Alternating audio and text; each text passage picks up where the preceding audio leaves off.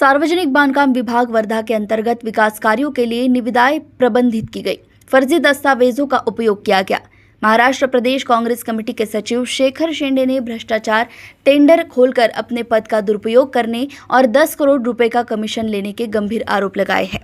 वर्धा शहर के समीप गोपुरी से नलवाड़ी सीमेंट रोड और सीमेंट नाली कार्य के लिए ईगल इंफ्रा और इंद्रजीत कंस्ट्रक्शन नामक ठेकेदार ने निविदा प्रस्तुत की थी, लेकिन ये उल्लेखनीय है कि दोनों ठेकेदारों ने कार्य में एक ही स्थान दर्शाया है और इस दस्तावेज पर हस्ताक्षर कार्यकारी अभियंता सतीश अंभोरे के हैं।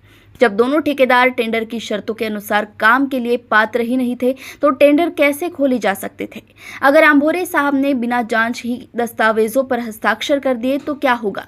इन ठेकेदारों ने ऐसे फर्जी दस्तावेजों के आधार पर टेंडर आवेदन जमा किए, लेकिन कार्यकारी अभियंता सतीश अंभोरे ने उन दस्तावेजों की जाँच क्यों नहीं की? इसका रहस्य एक सील बंद बक्से में बंद है। आखिर ऐसे फर्जी ठेकेदारों का समर्थन किसने किया है? इस मामले में अंभोरे साहब ने वाकई बहुत बड़ी गलती की है। जिस तरह जेपी कंस्ट्रक्शन नामक ठेकेदार को ब्लैकलिस्ट किया गया, उसी तरह जनता मांग कर रही है कि फर्जी दस्तावेज लगाने वाले इन ठेकेदारों को ब्लैकलिस्ट किया जाए और उनका काम बंद कर दिया जाए। वर्धा से राजेंद्र पाठक की रिपोर्ट। अंभोरे साहेबांनी कागदपत्रांची पडताळणी न करता हस्ताक्षर केले तरी कसे?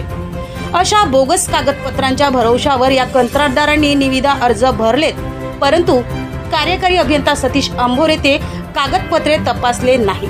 या मागचे नेमके कारण काय? याचे रहस्य मात्र बंद डब्यात आहे। अशा लबाड कंत्राटदारांना नेमके कोणाचे पाठबळ लाभले आहे? अंभोरे साहेबांनी या प्रकरणात खरंच माल सुटला तर नाही ना? असे बोगस कागदपत्र जोडणाऱ्या कंत्राटदारांना काळ्या यादीत टाकून यांचे कामे का थांबवल्या जात नाही? असे अनेक प्रश्न जनतेच्या माध्यमातून विचारल्या जात आहेत।